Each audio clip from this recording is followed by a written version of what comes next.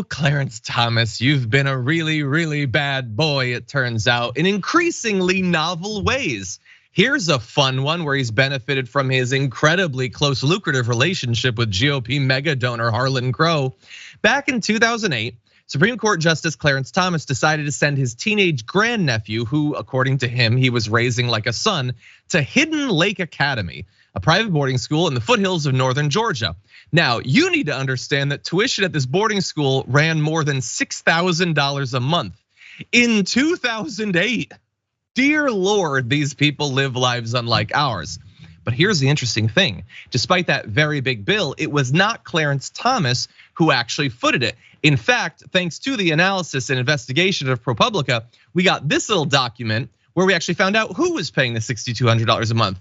And do you see it? If you zoom in and enhance grid G6, you can see Crow Holdings. And you might think, isn't that one of the criminal organizations from Batman? Probably. I haven't seen all of that. I can't attest to that.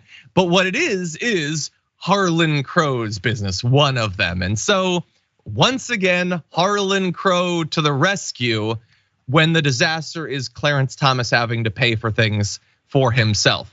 So a bank statement for the school from July 2009 buried in unrelated court filings shows that that was the person who paid Martin's tuition for that month. But here's the thing, it wasn't just $6,200, as distressing as that would potentially be. The payments extended well beyond that month, according to Christopher Grimwood, former administrator at the school.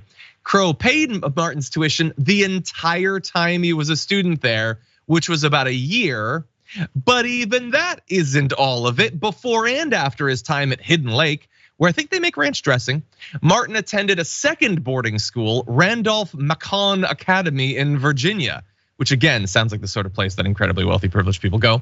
Harlan said he was paying for the tuition at Randolph-Macon Academy as well, according to Grimwood, recalling a conversation he had with Crow during a visit to the billionaire's Adirondacks estate. Isn't it nice to have an estate? Do you appreciate your estate on a daily basis? You should give some respect to your estate. Anyway, by the way, the school administrator is going to the billionaire's estate. This is all just so incestuous and dirty.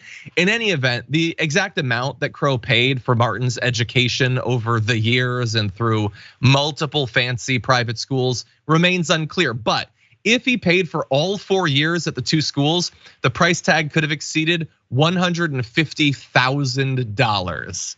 According to public records of tuition rates at the schools from that time. So you might be wondering, why would this guy be paying potentially $150,000 for the grandnephew of one of his buddies? Well, whatever the reason is, we know what it isn't, and that is corruption. So get that right out of your mind. His office sent a message saying, it's disappointing that those with partisan political interests would try to turn helping at-risk youth with tuition assistance into something nefarious and political. Look, if we could normalize billionaires spending their wealth to help at-risk youth rather than all of the nonsense that they get up to, I would be fine with that. And is that in some sense what this is? Maybe. But there's a lot of measures that can be taken to protect this at-risk youth that don't, I think, rise to the level of paying many thousands of dollars a month for a number of different private schools, particularly for a guy who the uncle of which was a Supreme Court justice at that point. And so, look, I don't know if you buy what Harlan Crow is saying about why he decided to do this charity in this one case for an incredibly well-connected young kid. But even if you do, that still leaves Clarence Thomas. So what do we think about that? Well, interestingly, Thomas did not report the tuition payments from Crow on his annual financial disclosures. Now that fits in with everything that Clarence Thomas has done. But here is where it gets interesting. Several years earlier, Thomas disclosed a gift of $5,000 for Martin's education from another friend.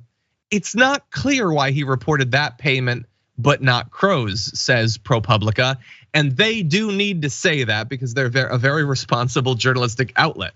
The rest of us, though, can think it's probably pretty clear why he's in it in the one case and not the other. Clarence Thomas ruled on a massive bribery case while accepting those vacations. Now, to be fair, back in 2016, it was a unanimous decision, which either means that maybe it wasn't a big deal, or maybe all of them are accepting gifts like this. ProPublica, get on that, please. But anyway, we also find out that same GOP billionaire, Harlan Crow, again, how is that not a villain in like a 1950s murder mystery? Anyway, didn't just fund Clarence Thomas's vacations and his wife's political PAC. He also gave thousands of dollars to Kyrsten Sinema and Joe Manchin. What a small world when it comes to corruption. Oh, by the way, also Henry Cuellar, how fun. Also, we found out that ProPublica was not actually the first outlet to investigate these gifts. The LA Times did 20 years ago. And do you know what's interesting about that? It was immediately after that reporting 2 decades ago that Clarence Thomas stopped reporting the gifts. And I want you to bear that in mind as we turn to his response to this entire thing, because Clarence Thomas has now responded to ProPublica's corruption research into him, a profile of these millions of dollars of gifts and trips he was given. And here's what he had to say. He said that Crow and his wife, Kathy Crow, man, that's something, are dearest friends who they've joined on family trips. Early in my tenure at the court, I sought guidance from my colleagues and others in the judiciary and was advised that this sort of personal hospitality from close personal friends who did not have business before the court, which he very much does constantly, by the way, was not reportable. I have endeavored to follow that counsel throughout my tenure and have always sought to comply with the disclosure guidelines. He has not been complying with them, by the way. So maybe he tried and failed, but he didn't do it. He noted that he would now comply with changes made to disclosure rules that were announced last month. Would he if the reporting had not come out? But anyway, his cover story is, hey, during my early years, I talked to other people and they said this is totally cool, which is an interesting story, not a true story. Because apparently he did disclose gifts and trips for, I'm gonna say 14 years or so. I don't know how you define early years, but it was only in the early 2000s when the LA Times profiled some of the gifts and trips he'd been given that he stopped complying with it. So that story was obvious BS. It's also verifiable BS because it doesn't actually match the historic record. Bro, what do you think? You skipped my favorite quote, which is what's that? Which is the Crow himself saying, I just knew he was a fan of Frederick Douglass and I saw that item come available at an auction and I bought it for him. This is the same argument as if you said, I heard he liked money, so I gave him money.